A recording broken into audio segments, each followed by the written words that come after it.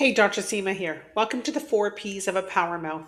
If you go to the gym, if you have some things that are healthy habits, and you're trying really, really hard to basically be good to yourself and take care of yourself, there might be some things that you're doing that are actually inadvertently sabotaging you or your recovery. The 4P's of a power mouth quickly goes through with detailed slides the things that you may actually be doing that'll be causing harm to your mouth and your recovery without even knowing it. It's about connecting the gym body to the mouth and to the rest of your body as well and understanding the connections.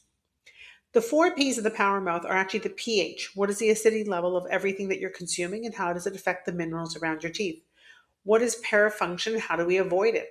Function is the things that we actually use your mouth for. Parafunction are those things that inadvertently cause damage. And so the parafunctional habits you might be doing at the gym that are actually causing cracks and breaks in your teeth. And a patent airway.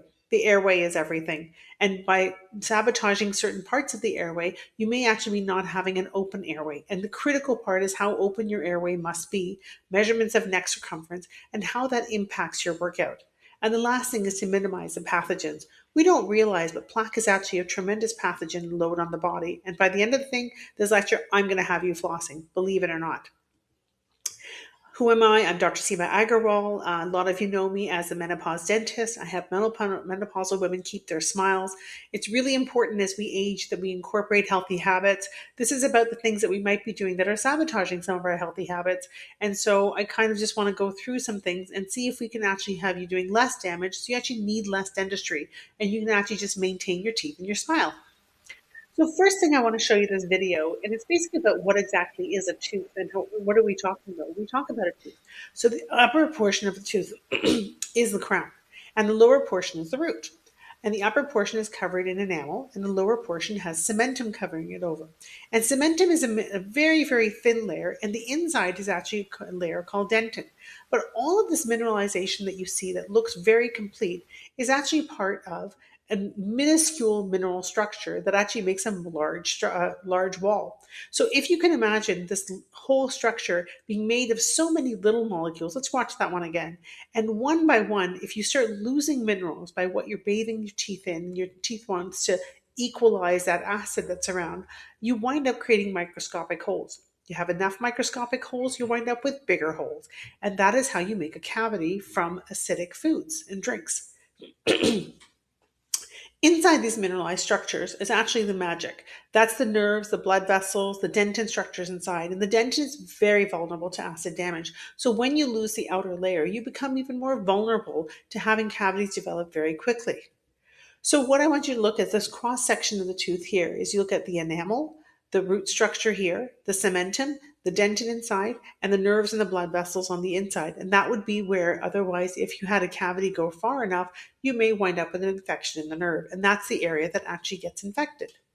So the first P of the 4Ps is the pH. And is your pH mineralizing or demineralizing? And what's happening? And are you helping it or are you sabotaging it?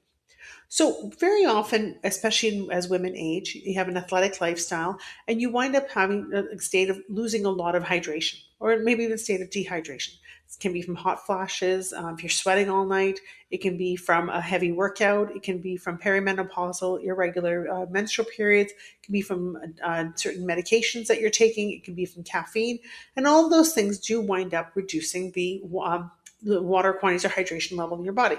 That is why we're so inclined to keeping ourselves hydrated. I want to speak to you today about what you're hydrating yourself with. So none of this actually is directly a discussion about saliva. That's a totally different topic, but just what you're actually putting around your teeth all day long. So the important thing to understand in this graph here is that 7 is considered a neutral pH. And that when you have something like a normal meal, your acid levels dips and then it comes back to your normal, what your normal salivary pH is. However, if you have sipping of a prolonged acidic drink, the pH levels drop very low, sometimes as low as 4. And remember, it's a logarithmic scale. So that's actually a huge, huge strain on the minerals of your teeth. And if you take a look here, there's something called the critical pH of enamel, that's 5.5. So below that is when you actually start losing enamel structure. But remember, I said if you have cementum, which is covering the root, or dentin that's inside, if you have some recession or a little bit of bone loss, your cementum is very vulnerable to demineralization. And that's somewhere in the mid 6 range, sometimes 6.2, 6.4, depending on some of the studies. So that winds up being a big concern because if you have a little bit of bone loss and that root is exposed, and now you have something not even that acidic on it, but prolonged, you're going to be very susceptible to root decay. And that means that you're actually susceptible to actually having the center of the tooth close to the nerve having being compromised. But what happens in midlife? It's important for midlife athletes because you're trying really hard to keep yourself strong, and it's real critical that you maintain your physical activity. But what happens is your saliva changes. And two things with decrease of estrogen and progesterone in women is your salivary flow rate or the volume of your saliva changes. It also changes in its characteristics in that it loses its buffering capacity. So its ability to resist acid attacks and ability to bounce back from acid attacks has changed, as in many other things in our body. So I just want to go through, I'm going to talk to you a little bit about some of the pH studies that I've done here. And I want to go through and say these are individual samples of things that I've purchased and I've tested on my own from pH paper I bought online. I highly, highly recommend that you watch my video on how to test your saliva pH yourself to know what your saliva pH is first thing in the morning. Are you prone to an acidic pH? Are you prone to cavities? You would know that. And also to test the pH of the products and the drinks that you consume the most. And then make a decision, have a discussion with your dentist or your registered dental hygienist about whether or not each of these things are suiting you, whether they're making your teeth more vulnerable, what's actually happening in your mouth, and to do your own experiment as I did mine. So when I was looking at some of the electrolyte powders, what I noticed is that based on the pH here, is that some were more acidic, significantly more, and some were less acidic. Now, I want you to give you an example here of just basic tap water. In my region, in the province of Ontario, this is my basic tap water. And tap water, if you look at the pH scale, is actually fairly neutral. So now when I look at the different acidic powders, I apologize, the circles are not here. What you'll actually see is that some are actually quite orange. So orange, if you'll see, comes into the 3 to 4 range. So unflavored is definitely better, but it's not really as good as basic neutral tap water from the point of view of what it is it's doing to your teeth. So you have to understand what that acidity is actually surrounding your teeth and making your teeth want to lose minerals. Here's some other examples. And now we go back to the tap water and compared to unflavored electrolyte water, and you still see that the tap water is basically completely very close to the neutral, slightly alkaline state. So I really encourage you to check your own tap water, to check your filtered water, to find out what exactly is the pH of the water that you're drinking. What is it? Some very often determined by the mineral content, and find out if it's suiting you or not suiting you, and are you susceptible to decay? And could this be a contributing factor? So this is another example of products, again, things that I purchased. I didn't have the Perrier can sideways because it was going to leak. But you'll notice that basic spring water or mineral water actually often has minerals in it and can actually offer you an alkaline option if you're out and about, if you want something different, and gives you an option to offset any acidity, or if you want to have something alkaline that's natural in the first place. I don't recommend alkaline waters. I have tested quite a few of them that I've purchased and found that the actual pH is not necessarily alkaline, and I'm not necessarily sure what specifically makes it alkaline, whereas a mineral or a spring water generally has more natural element to it. So what I want you to think about is, let's suppose you're going for a workout and you have a pre-workout electrolyte drink. So you're immediately going to notice that your saliva pH is going to come down and you might want to recover a bit. But every few minutes, every 5, 6 minutes, you're going to have a big gulp. And you slowly, you're having these acid attacks and you're lowering your pH levels over the course of the workout to about the point you're done that drink. And then there's a long period of enamel erosion. And then plus there's a long period of dentin erosion because you're really always in that dentin and cementum danger zone here. But I also want you to think about during the course of that workout, sometimes, and we're going to discuss this as one of the second P's, sometimes you clench your teeth. And I want you to think for a minute when you're actually under an acid attack and your teeth is vulnerable to losing minerals. And then you go into a hard workout and you clench your teeth together. At that point in time, you have to think about how much exacerbated damage is happening to your teeth under the heavy unnatural forces when it's already been exposed to something that's making it lose minerals. So it makes you think about, what exactly am I doing to my teeth under those circumstances where I think I'm actually doing a great benefit to my body, but my question is specifically, how is it affecting your teeth? So, what are the protective tools for an aging athlete? And I say in any athlete, but especially as we become more vulnerable as we age, you have to consider the formulation of choosing an unflavored or spring water or a mineral water, as far as your hydration, or just some good old tap water. What is the delivery method? Are you drinking it slowly? Sometimes we say straws help, but there's still, like, it's hard to say, where you position your straw. Has it contacting with your teeth? Are you taking several little slips? So really, you have to think about the area, how much delivery time there actually is. Then you have to think about to neutralize. Really getting some good old plain, municipal tap water is they've regulated very well, and rinsing out your mouth. And I suggest you do this experiment. If you drink something acidic, check your saliva pH. After that, rinse your mouth out with a neutral water, and rinse it to the point where your mouth remains a neutral pH. And understand that just to dilute the effect of that acid, just to actually rinse it out. You don't want to brush after you have something acidic because your teeth are very vulnerable. But just to rinse out with some tap water actually just neutralizes the acids. And there's many cultures around the world that have that habit and have it very successfully.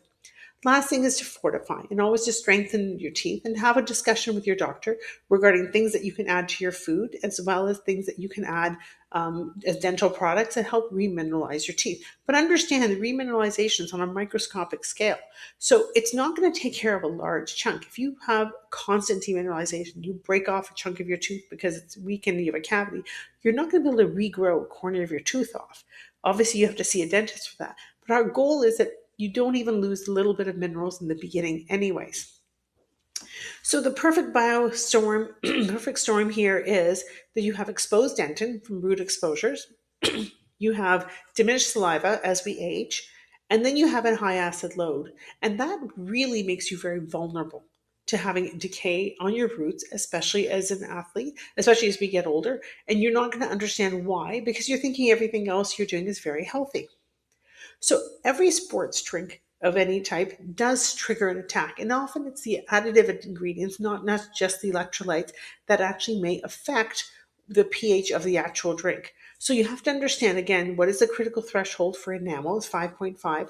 And here I don't have it marked, but the critical threshold for dentin or cementum is closer in this mid-6 range. And where is your drink? And what area of the logarithmic scale of the acid is it actually keeping your mouth in?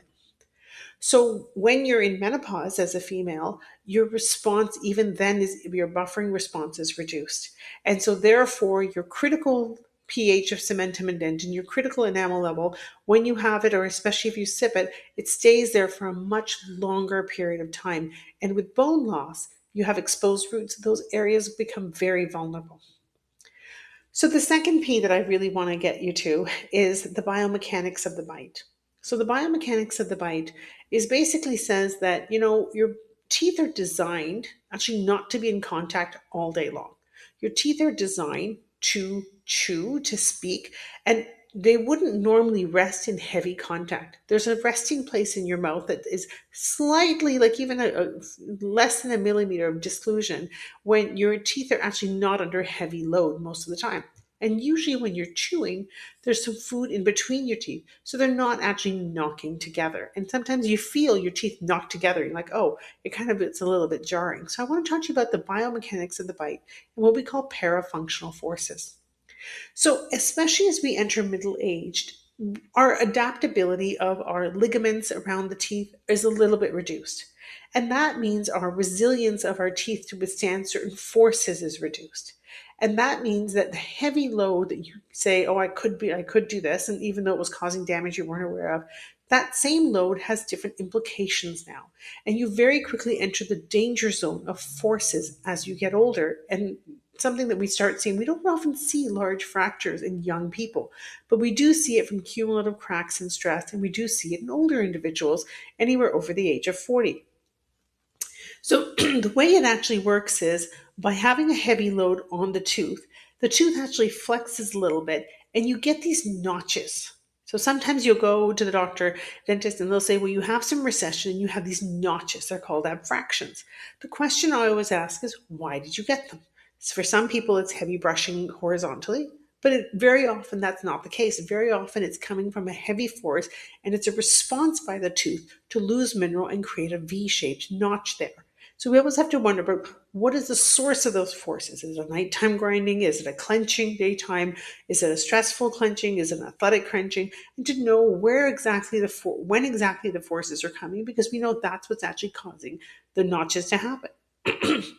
And also, you have to understand that if you clench your teeth really, really hard, you're putting a load on the bottom of the teeth. And at the very bottom of the teeth, if you remember in the slide, that's where the blood vessels and the nerves come in. So you can actually compress that entry point, and that causes a lot of trauma to the tooth itself. So it's another point of just carrying too much load, more than it was designed to carry. So the biomechanics of the force, often measured in newtons, is you can think about what is a normal chewing force. So a normal chewing force would be about 70 to 200 newtons. But a heavy lifting, a heavy clench, like a really hard, like pull your teeth together clench, it can be anywhere from 500 to 1,000 newtons. And that's not normal or natural. And especially if you're going to find, for some people, find when they do heavy lifting, that they actually clench their teeth together in order to be able to lift more. And we're going to have a discussion about that. But my argument is that the teeth themselves are not designed to carry that load. So if you're pushing pressure on something that isn't designed to carry that load, at what point is it too much of a load? And what are the consequences as far as cracks, crack lines, fractures, susceptibilities of root fractures, and what happens when you overload it? Also, when you're chewing, it's for a few seconds that the teeth are actually under load.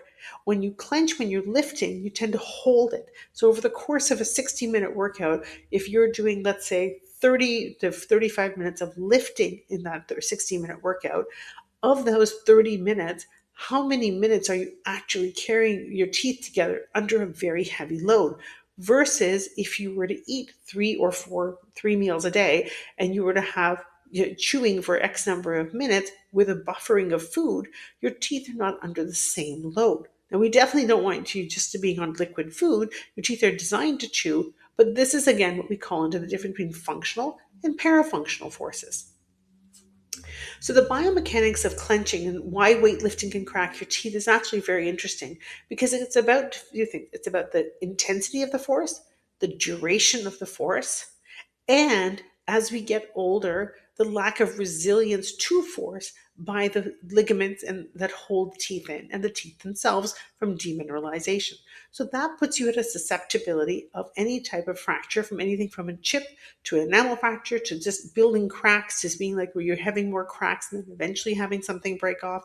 But you have to understand the role of what lifting is. Now, some people do use some sort of a mouth guard, an athletic guard, and you can have them professionally made. However, understand this, that there is a role in understanding, and don't get the standard ones, in what exactly your bite depth should be, what the distance should be in your vertical dimension for you to optimize your lifting. And it's a very fine-tuned process. It's not something you just sort of put in and see, because it can really, really affect your mechanics of your bite otherwise.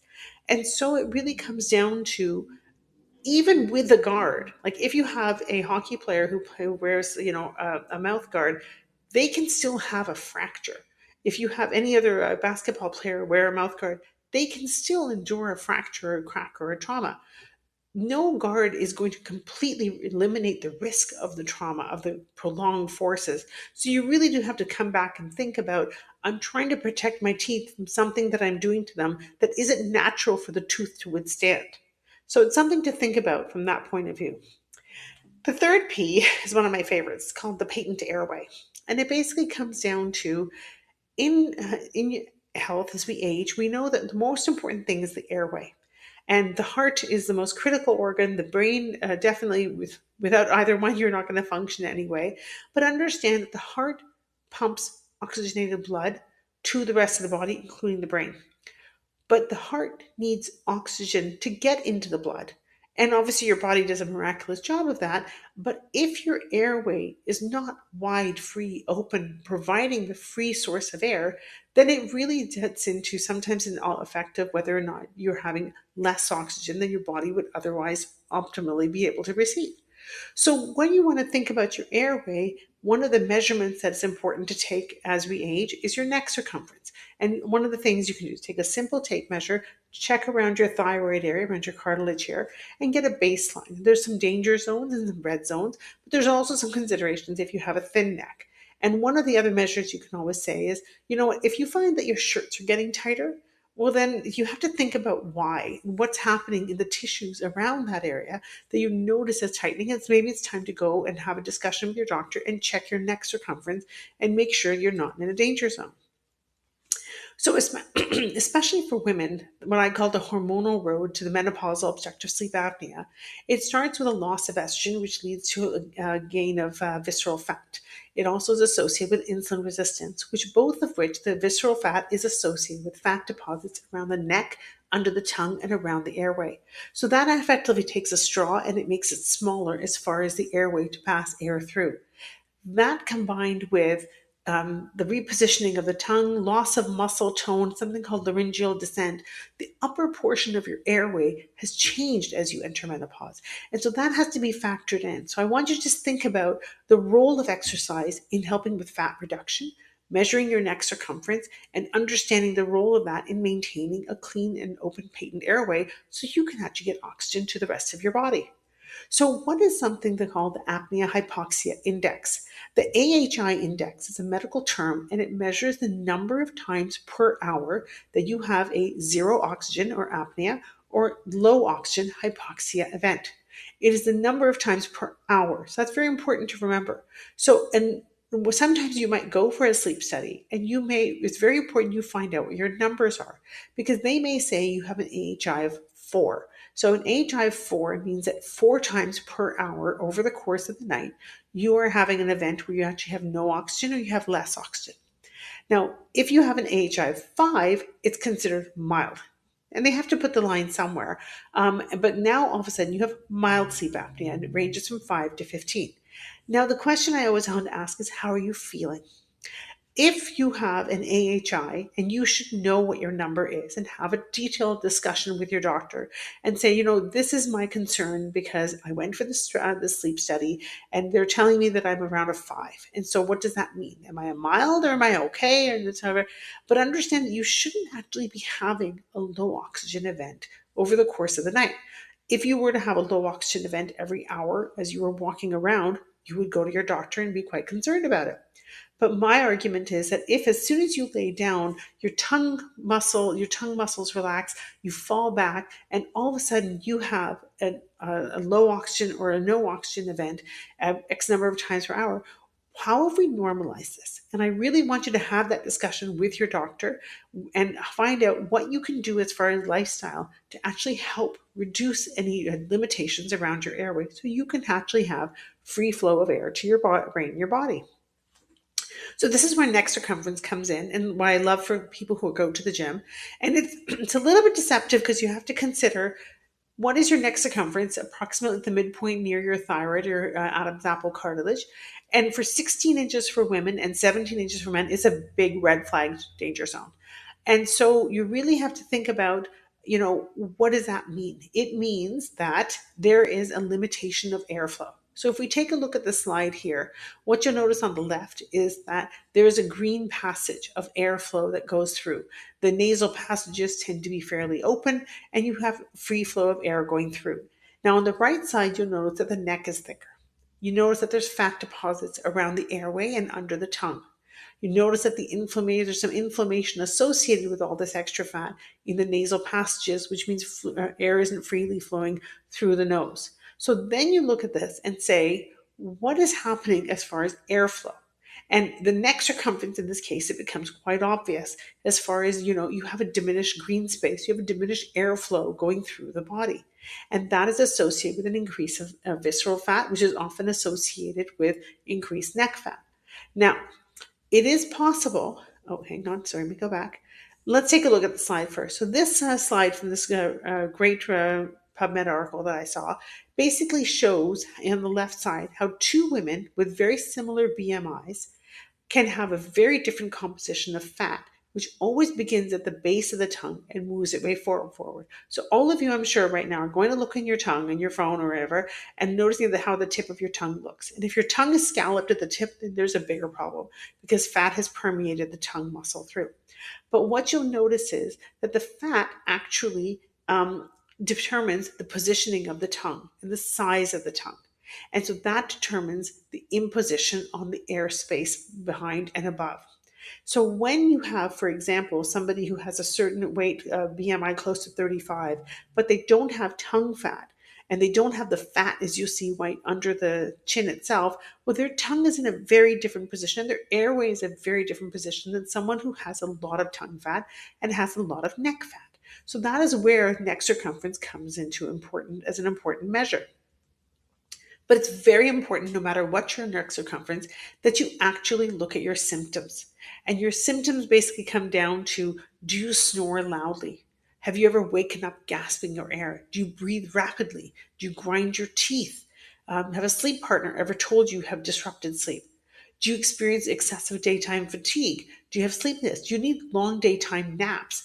Those are all indications that you have some sort of low oxygen or impaired oxygen flow over the course of the night, and it warrants a discussion with your doctor, finding out about doing a sleep study, whether at home or at your at a clinic, maybe seeing a sleep doctor, and finding out what you can do to maximize and optimize airflow to your body. Oh, hang on, I apologize. So again, you want to look for what would you notice? You yourself would notice you're waking up gasping a little short, rapid air, or you're choking like this because the tongue is falling back and your body's having a reactive response of keeping you alive. It's gasping for air to keep you alive because otherwise you would have died. Irregular breathing patterns, grinding your teeth, sometimes even GERD can have a component in that. Daytime fatigue and sleepiness, snoring. These are all symptoms that you may be aware of that indicate that you have some sort of imposition on your airway that definitely needs to be addressed. So what if you're not obese? Can you still have sleep apnea? Absolutely. 50% of individuals, especially women, often don't have a very thick neck. And may not have an obese body mass index and may still have some sort of sleep apnea or patency issue in the airway. And this is where your symptoms really matter, and to have a conversation with your doctor about saying, something has changed in how I'm sleeping. I'm not getting a recovering deep sleep, and this is my concern. And so now I need to go and do a deep dive into whatever that journey takes to find out how to optimize your airflow so you can actually get that oxygen to your brain and to your heart and to the rest of your body. So, how can a menopausal woman reduce the risk of OSA? And this applies also to other athletes as well. I mean, obviously, you have to reduce your inflammation because inflammation can also impose on the airway itself, reduce your body fat percentage. Reduce your neck and tongue fat. And tongue fat, I mean, there are tongue exercises, but that is not the primary source of losing tongue fat. You really do have to go through and actually reduce your body fat overall. Work with an MD and increase your pharyngeal tone. And this is through working through the muscles from your lips to all the way down to actually saying, just as you work your biceps or your triceps or your hamstrings, that you're actually going to think about this section of muscles and how critical they are to maintaining airflow. So this is where things like myofunctional therapy, which you can find videos on YouTube or see a licensed practitioner, or you can actually just incorporate different things. Like you can use a lot of singing. When you think about singing, if just singing your heart out in the shower, it's actually a great airway exercise. It doesn't replace myofunctional therapy, but when you think about otherwise through the course of the day, when are you actually actively engaging these muscles? There's also a case for cardio and increasing your respiratory rate to the point where you actually are pumping air in and out in a safe way, once you've been approved by a doctor, to actually just say that I'm actually just increasing the patency, the efficiency of my airway system and my respiratory system. And cardiovascular exercise does have a part to play. And the American Heart Association does recommend zone 2 cardio as being a regular part of your workouts. So don't ignore that component of it. Again, if you've liked this presentation, this is my Instagram at Your Mouth and More. I'll take the mouse off so you can take a look at the screenshot there. I put out free evidence-based videos just to help women understand what's happening in their mouths and how to keep their teeth. So the last P is the pathogens. And so I want you to think for a minute about plaque. And so plaque is actually bits of your food. It's bits of yesterday's food. It's a little bit of bacteria in your mouth. It's fibrins and just different aspects of what your body is helping to create this meshy nest in between your teeth. It kind of gets tucked away from air. So there's lots of bacteria in it. It kind of gets under the gums, so it nestles in, and your body gets very inflamed. So there's like blood and immuno bodies and stuff in there. And so it really comes down to it's not something that exists in a natural state. But when you have bleeding gums associated with that, then every time the blood passes through it, there is a possibility that that plaque, which is actually a pathogen, gets into your blood. And if you take a look at this diagram, you'll see that what happens in your mouth once it gets into your bloodstream can deposit in your heart, it can be deposited in your brain, and your brain has a protective reflex to save you from having Alzheimer's disease or neurodegenerative diseases.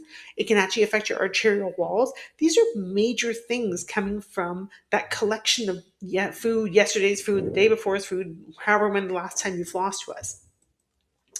So the mouth is actually the gateway to the body. And the gateway to the body basically tells you that it has links to the cardiovascular, neurological, respiratory. It affects pregnancy and preterm birth or uh, and also the pancreas and metabolic disease, and a very strong association between periodontal disease and diabetes. And I want you to just think about those things all come from the collection of plaque and bacteria that is actually inside your mouth.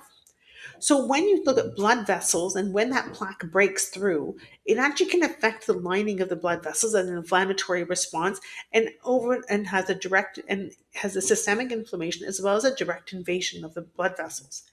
And with respect to the brain, those bacteria can cross over the blood-brain barrier, and your brain is trying to create plaques to protect against them and create walled-off things that are very often found, and we very often find periodontal pathogens or bacteria in the brains of Alzheimer's patients. And that's really sad because you think about, wow, that could have been a preventable contributing factor, and it's something to take very seriously. So when you think of the Alzheimer's connection, you really do appreciate the fact that is yesterday's food, day before's food, do I want that in my body? Do I want that in my blood? And if not, then it's really quite simple to learn a good technique from your registered dental hygienist or your dentist to go through and clean it out and say, I don't want that entering my blood.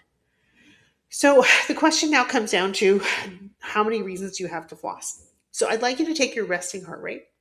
I'd like you to multiply it by 60. So let's suppose your resting heart rate was 60 and you multiplied it by 60. So that would be 3,600. So 3,600 is the number of beats that you have in an hour. And then you multiply that by the number of hours you sleep. So if it was 6 hours, let's say, before I do the math in my head, let's get my calculator out. So if we said here, if your resting heart rate was 60 times 60 beats per minute is 3,600, let's suppose you slept 6 hours. That's 21,600. So that's 21,600 times your heart will beat over the course of 6 hours. 21,600 times your blood passes through your entire body. It's miraculous. 21,600 times your blood will pass through around your periodontal tissues and your gums, around that plaque, yesterday's food, the day before's food. That's 21,600 opportunities for plaque to enter your blood, to go to sit against your heart wall or in your brain or affect your other organs. So then I ask the question, why would you not floss before bed? Why would you leave your food, yesterday's food, the day before's food, sitting there as a pathogen and the component, the effect that it has in inflammation? And you're working very hard as an athlete to keep yourself fit and strong, but it's actually causing an additional stress on the body because it's something your body doesn't recognize and you're something your body doesn't want, and now it has to deal with. So you're draining your resources. So if for no other reason than even if it's just for your recovery, I would highly recommend, and I'm sure every dentist would, please floss your teeth, brush them, go see your dental hygienist, ask them to show you how exactly this works, and what are the best techniques, where your vulnerabilities are. Maybe you have a rotation, maybe you have a little spot that gets caught, and have them take your phone, videotape the technique, and take your dental cleaning like at home like a wound care protocol. because protect the sanctity of those tissues so that what is in your mouth, what you choose to eat, not eat, stays there, is discarded, you swallow it, but you're not going to absorb it into your blood. Because I don't really think you want the consequences of that, especially if you're trying to do things and be very healthy. So I hope you'll be able to follow me on Your Mouth and More. This is my passion project. As you can tell, I have a lot to say. This is only one topic. This is part of a bigger topic of the A to Z's of the menopause mouth, and also, but I'm happy to branch out to talk about athletes. And this exercise is such a big part of our well-being and such a critical part of aging and aging well and remaining strong. And so understanding that we don't want to accidentally sabotage ourselves is really critical to maintaining our well-being. I really hope you'll stick with me, and I really enjoyed this talk, and I hope we'll have the chance to talk again soon. Take care.